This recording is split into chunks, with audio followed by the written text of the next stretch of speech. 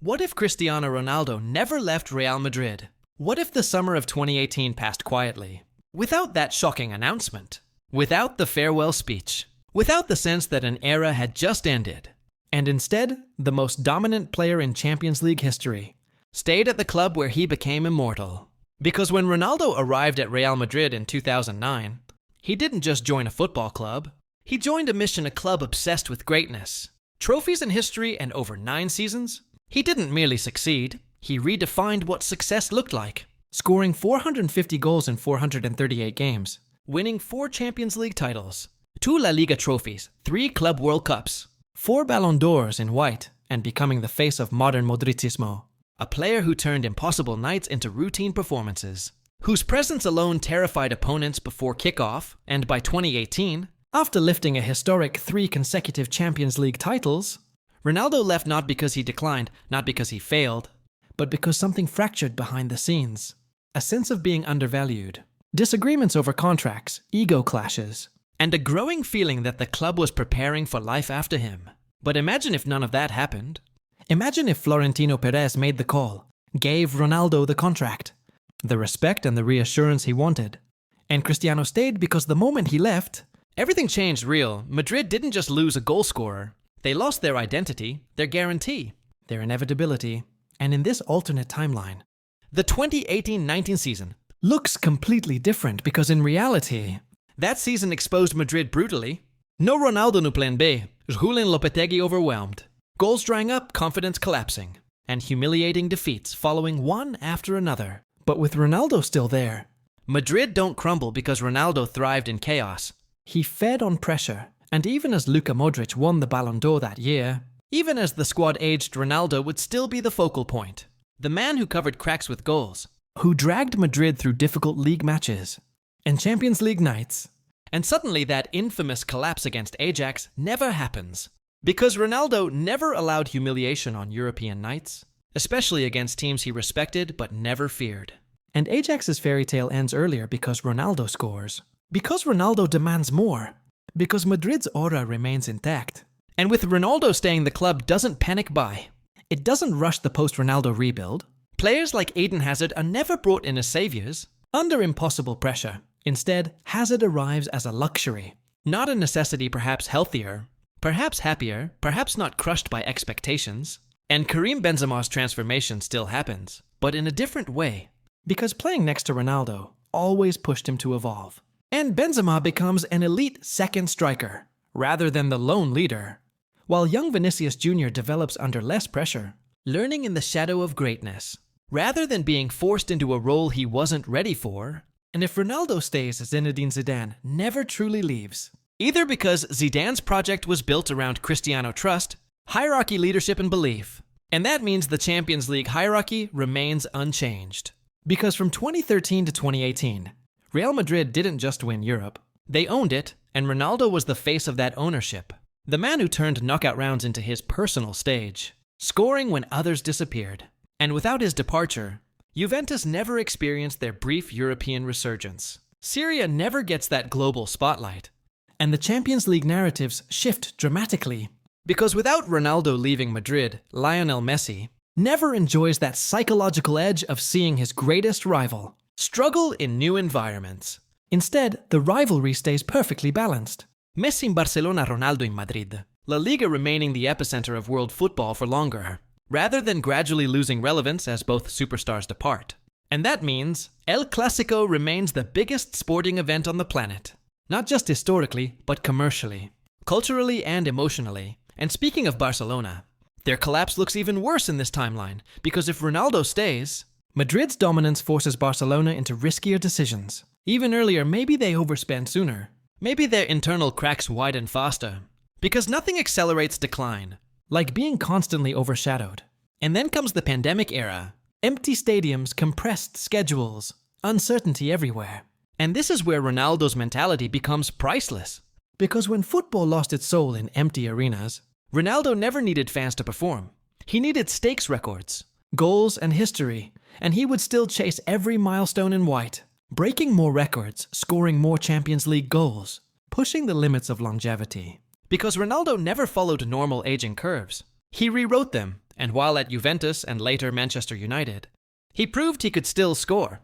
He was never truly home again, never fully synchronized with the system around him. Whereas at Madrid, everything was calibrated for him, from fullbacks to midfield runners to tactical flexibility. And, with Ronaldo still there, Madrid's transition to the next generation becomes smoother. Not abrupt because legends don't disappear overnight. They pass the torch, and Ronaldo would have done that on his terms, mentoring younger players through example, not words showing Vinícius Rodrigo and others what elite professionalism truly looks like. And then there's the Ballon d'Or conversation, because if Ronaldo stays at Madrid, his chances of winning more Ballon d'Ors increase dramatically. Because narrative matters, trophies matter, and playing for Real Madrid amplifies everything. And suddenly, Messi's late career dominance is challenged more aggressively, because Ronaldo would still be winning Champions Leagues, still scoring decisive goals, still shaping seasons rather than just participating in them. And by the time 2022 arrives, Ronaldo is not returning to Manchester United in a nostalgic experiment. He is leading Real Madrid into yet another Champions League campaign, perhaps alongside Karim Benzema's own peak. And maybe Benzema never has to carry the 2022 run alone. Maybe Ronaldo is there scoring crucial goals, altering moments, rewriting highlights.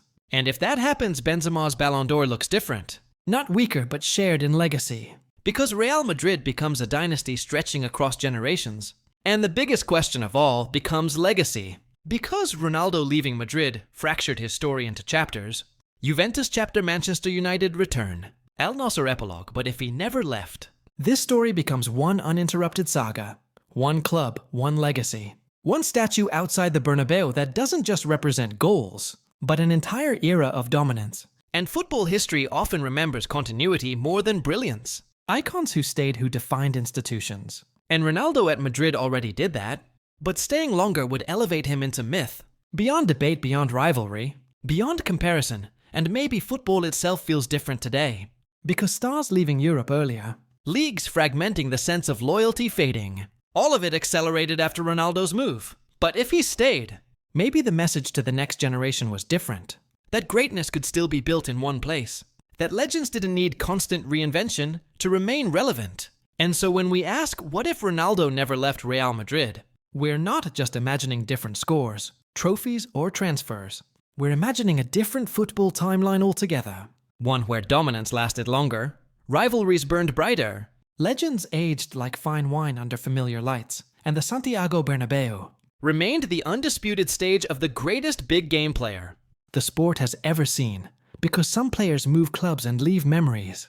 But some players become the club itself. And Cristiano Ronaldo was already Real Madrid the day he left. Something ended, and in a world where he never did. Maybe football never felt the same kind of loss. And that loss would echo far beyond Madrid. Because football is not just shaped by tactics or transfers. It is shaped by symbols, by constants, by figures who anchor eras. And Cristiano Ronaldo staying at Real Madrid would have preserved one of the last true constants of modern football, a time when dominance felt earned through continuity, rather than assembled through short-term projects. And in this timeline, Real Madrid's rebuild never feels like a rebuild at all, because rebuilding implies destruction first. But with Ronaldo still present, Madrid evolve instead of collapse, adapting gradually rather than scrambling desperately.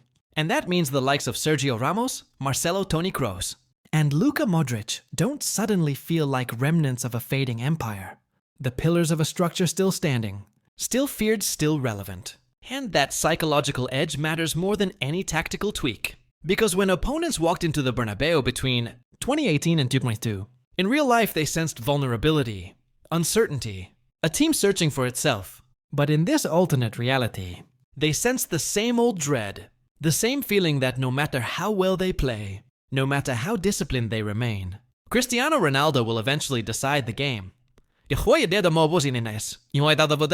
that was always his true power, an inevitability, the belief that moments belonged to him before they even arrived. And that belief infects teammates just as much as it terrifies opponents, and in that environment, players perform above their natural level. Fullbacks cross with conviction, midfielders run harder, defenders hold their line with more confidence, because they know one goal is usually enough. When Ronaldo is on the pitch, and this is why, Real Madrid's European dominance wouldn't have ended in 2018. Because Champions League success is not just about form. It's about memory, about institutional confidence. About knowing how to suffer, how to wait, how to strike. And no player embodied that knowledge more than Ronaldo, the man who treated knockout rounds like routine obligations, rather than extraordinary events. And so seasons that ended prematurely in reality now stretch deeper into spring. Semi-finals become finals. Finals become trophies, and suddenly, the narrative of European football from 2019 onward looks radically different because Liverpool's rise, Bayern's dominance, Chelsea's surprise triumph, all of it happens in a landscape where Real Madrid, with Ronaldo still exist as the final boss, the obstacle every champion must overcome, and that alone changes outcomes. Because history shows us that, when Madrid and Ronaldo reached the latter stages, probability bent in their favor, not because of luck, but because of experience, weaponized into belief and belief into execution. And while critics often reduce Ronaldo to goals, what he truly brought was clarity, a ruthless simplicity in the most complex moments, score more than the opponent, decide the tie, leave no doubt. And that mindset would have guided Madrid through years of transition, with far less turbulence, and when young players emerged, they would not be forced into leadership roles prematurely, because leadership would still be embodied by the same figure.